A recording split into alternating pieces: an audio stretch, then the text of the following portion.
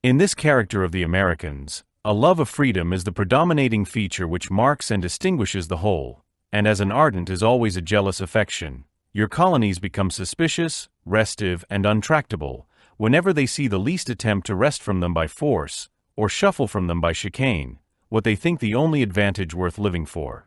This fierce spirit of liberty is stronger in the English colonies probably than in any other people of the earth, and this from a great variety of powerful causes, which, to understand the true temper of their minds, and the direction which this spirit takes, it will not be amiss to lay open somewhat more largely. First, the people of the colonies are descendants of Englishmen. England, sir, is a nation, which still I hope respects, and formerly adored, her freedom. The colonists emigrated from you when this part of your character was most predominant, and they took this bias and direction the moment they parted from your hands. They are therefore not only devoted to liberty, but to liberty according to English ideas, and on English principles. Abstract liberty, like other mere abstractions, is not to be found. Liberty inheres in some sensible object, and every nation has formed to itself some favorite point, which by way of eminence becomes the criterion of their happiness. It happened, you know, sir, that the great contests for freedom in this country were from the earliest times chiefly upon the question of taxing. Most of the contests in the ancient commonwealths turned primarily on the right of election of magistrates, or on the balance among the several orders of the state. The question of money was not with them so immediate. But in England it was otherwise. On this point of taxes the ablest pens, and most eloquent tongues, have been exercised, the greatest spirits have acted and suffered. In order to give the fullest satisfaction concerning the importance of this point, it was not only necessary for those who in argument defended the excellence of the English Constitution to insist on this privilege of granting money as a dry point of fact, and to prove that the right had been acknowledged in ancient parchments and blind usages to reside in a certain body called a House of Commons. They went much farther. They attempted to prove, and they succeeded, that in theory it ought to be so, from the particular nature of a House of Commons, as an immediate representative of the people, whether the old records had delivered this oracle or not. They took infinite pains to inculcate, as a fundamental principle, that in all monarchies the people must in effect themselves, mediately or immediately, possess the power of granting their own money, or no shadow of liberty could subsist. The colonies draw from you, as with their lifeblood, these ideas and principles. Their love of liberty, as with you, fixed and attached on this specific point of taxing. Liberty might be safe, or might be endangered, in 20 other particulars, without their being much pleased or alarmed. Here they felt its pulse, and as they found that beat, they thought themselves sick or sound. I do not say whether they were right or wrong in applying your general arguments to their own case. It is not easy indeed to make a monopoly of theorems and corollaries. The fact is that they did thus apply those general arguments, and your mode of governing them, whether through lenity or indolence, through wisdom or mistake, confirmed them in the imagination, that they, as well as you, had an interest in these common principles. They were further confirmed in this pleasing error by the form of their provincial legislative assemblies. Their governments are popular in a high degree, some are merely popular. In all, the popular representative is the most weighty, and this share of the people in their ordinary government never fails to inspire them with lofty sentiments, and with a strong aversion from whatever tends to deprive them of their chief importance. If anything were wanting to this necessary operation of the form of government, religion would have given it a complete effect. Religion, always a principle of energy, in this new people is no way worn out or impaired, and their mode of professing it is also one main cause of this free spirit. The people are Protestants, and of that kind which is the most adverse to all implicit submission of mind and opinion. This is a persuasion not only favorable to liberty, but built upon it. I do not think, sir, that the reason of this averseness in the dissenting churches, from all that looks like absolute government, is so much to be sought in their religious tenets, as in their history. Everyone knows that the Roman Catholic religion is at least coeval with most of the governments where it prevails, that it has generally gone hand in hand with them, and received great favor and every kind of support from authority. The Church of England, too, was formed from her cradle under the nursing care of regular government.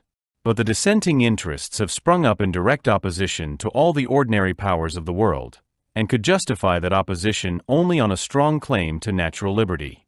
Their very existence depended on the powerful and unremitted assertion of that claim. All Protestantism, even the most cold and passive, is a sort of dissent. But the religion most prevalent in our northern colonies is a refinement on the principle of resistance. It is the dissidence of dissent, and the Protestantism of the Protestant religion. This religion, under a variety of denominations agreeing in nothing but in the communion of the spirit of liberty, is predominant in most of the northern provinces, where the Church of England, notwithstanding its legal rights, is in reality no more than a sort of private sect, not composing most probably the tenth of the people. The colonists left England when this spirit was high, and in the emigrants was the highest of all, and even that stream of foreigners, which has been constantly flowing into these colonies, has, for the greatest part, been composed of dissenters from the establishments of their several countries, and have brought with them a temper and character far from alien to that of the people with whom they mixed. Sir, I can perceive by their manner, that some gentlemen object to the latitude of this description, because in the southern colonies the Church of England forms a large body, and has a regular establishment. It is certainly true. There is, however, a circumstance attending these colonies, which, in my opinion, fully counterbalances this difference, and makes the spirit of liberty still more high and haughty than in those to the northward. It is, that in Virginia and the Carolinas they have a vast multitude of slaves. Where this is the case in any part of the world, those who are free are by far the most proud and jealous of their freedom. Freedom is to them not only an enjoyment, but a kind of rank and privilege. Not seeing there that freedom, as in countries where it is a common blessing, and as broad and general as the air, may be united with much abject toil, with great misery, with all the exterior of servitude, liberty looks, amongst them, like something that is more noble and liberal. I do not mean, sir, to commend the superior morality of the sentiment, which has at least as much pride as virtue in it, but I cannot alter the nature of man. The fact is so, and these people of the southern colonies are much more strongly, and with a higher and more stubborn spirit, attached to liberty, than those to the northward. Such were all the ancient commonwealths, such were our Gothic ancestors, such in our days were the Poles, and such will be all masters of slaves, who are not slaves themselves. In such a people, the haughtiness of domination combines with the spirit of freedom, fortifies it, and renders it invincible. Permit me, sir, to add another circumstance in our colonies, which contributes no mean part towards the growth and effect of this untractable spirit. I mean their education. In no country perhaps in the world is the law so general a study. The profession itself is numerous and powerful, and in most provinces it takes the lead. The greater number of the deputies sent to the Congress were lawyers. But all who read, and most do read, endeavor to obtain some smattering in that science. I have been told by an eminent bookseller that in no branch of his business, after tracts of popular devotion, were so many books as those on the law exported to the plantations. The colonists have now fallen into the way of printing them for their own use. I hear that they have sold nearly as many of Blackstone's commentaries in America as in England. General Gage marks out this disposition very particularly in a letter on your table. He states that all the people in his government are lawyers or smatterers in law, and that in Boston they have been enabled, by successful chicane, wholly to evade many parts of one of your capital penal constitutions. The smartness of debate will say that this knowledge ought to teach them more clearly the rights of legislature, their obligations to obedience, and the penalties of rebellion. All this is mighty well. But my honorable and learned friend on the floor, who condescends to mark what I say for animadversion, will disdain that ground. He has heard, as well as I, that when great honors and great emoluments do not win over this knowledge to the service of the state, it is a formidable adversary to government. If the spirit be not tamed and broken by these happy methods, it is stubborn and litigious. Ab ein studia in mores. This study renders men acute, inquisitive, dexterous, prompt in attack, ready in defense, full of resources. In other countries, the people, more simple, and of a less mercurial cast, judge of an ill principle in government only by an actual grievance. Here they anticipate the evil, and judge of the pressure of the grievance by the badness of the principle. They augur misgovernment at a distance, and snuff the approach of tyranny in every tainted breeze. The last cause of this disobedient spirit in the colonies is hardly less powerful than the rest, as it is not merely moral, but laid deep in the natural constitution of things. 3,000 miles of ocean lie between you and them. No contrivance can prevent the effect of this distance in weakening government. Seas roll and months pass between the order and the execution, and the want of a speedy explanation of a single point is enough to defeat a whole system. You have indeed winged ministers of vengeance, who carry your bolts and their pounces to the remotest verge of the sea. But there a power steps in, that limits the arrogance of raging passions and furious elements, and says, "So far shalt thou go, and no farther." Who are you that should fret and rage and bite the chains of nature? Nothing worse happens to you than does to all nations who have extensive empire, and it happens in all the forms into which empire can be thrown. In large bodies, the circulation of power must be less vigorous at the extremities. Nature has said it. The Turk cannot govern Egypt and Arabia and Kurdistan, as he governs Thrace, nor has he the same dominion in Crimea and Algiers, which he has at Brussa and Smyrna. Despotism itself is obliged to truck and huckster. The Sultan gets such obedience as he can. He governs with a loose rein, that he may govern at all, and the whole of the force and vigor of his authority in his center is derived from a prudent relaxation in all his borders. Spain in her provinces is perhaps not so well obeyed as you are in yours. She complies too, she submits, she watches times. This is the immutable condition, the eternal law, of extensive and detached empire. Then, sir, from these 6 capital sources, of descent, of form of government, of religion in the northern provinces, of manners in the southern, of education, of the remoteness of situation from the first mover of government, from all these causes a fierce spirit of liberty has grown up.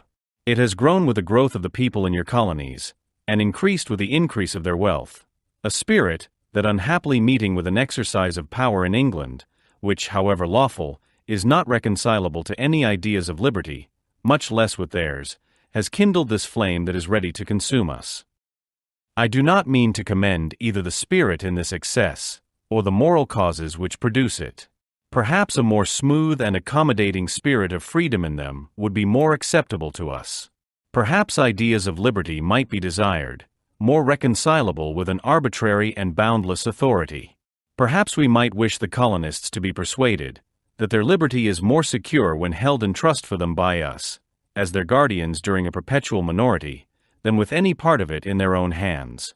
The question is, not whether their spirit deserves praise or blame, but what, in the name of God, shall we do with it? You have before you the object, such as it is, with all its glories, with all its imperfections on its head. You see the magnitude, the importance, the temper, the habits, the disorders. By all these considerations we are strongly urged to determine something concerning it. We are called upon to fix some rule and line for our future conduct, which may give a little stability to our politics, and prevent the return of such unhappy deliberations as the present. Every such return will bring the matter before us in a still more untractable form. For what astonishing and incredible things have we not seen already? What monsters have not been generated from this unnatural contention? Whilst every principle of authority and resistance has been pushed, upon both sides, as far as it would go, there is nothing so solid and certain, either in reasoning or in practice, that has not been shaken. Until very lately, all authority in America seemed to be nothing but an emanation from yours.